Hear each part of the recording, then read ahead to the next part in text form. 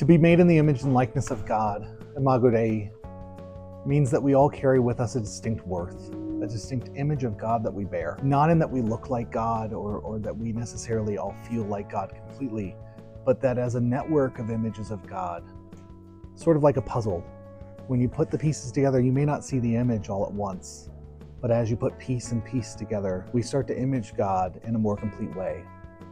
So to be made in the image and likeness of God is to be made in community, just as God is community, three persons in one Trinity. So often we think of God as this being beyond anything that we can imagine, beyond our experience, beyond our reach, beyond our knowledge. But to come to know that God is standing right in front of us, right beside us, walking alongside us and our siblings is a gift. It allows us the freedom to know God in a very personal way, to know the best attributes of our God are in the best attributes of each one of us. To know someone who is courageous is to know God's courage. To know someone who is just is to know God's justice. To know someone who is loving is to know the self-emptying love of God. We come to know God in and through relationship with one another because we're made in the image of God. We're made to know each other, to love each other, and to serve each other, just as we're made to know, love, and serve our God. To foster an environment of belonging and inherent dignity means that we see people as they are, as they come, but we also see people for who they could be.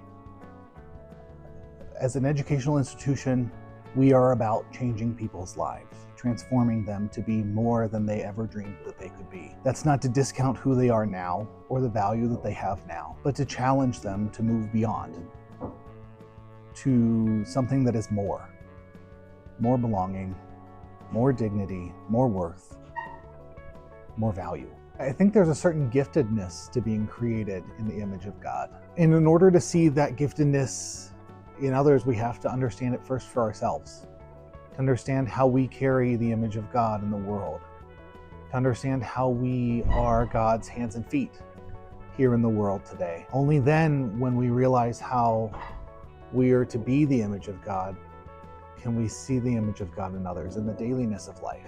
I want every student to know how much of a gift they are to our community, to one another, to know that they're loved and valued exactly as they are. I sing a song to my kids every night.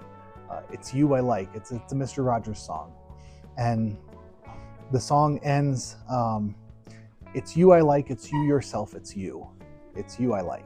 I think it's incredibly important that we understand that we are beloved, not just for what we can do, what we can produce, but who we are and the gift that we can bring to the world and to one another.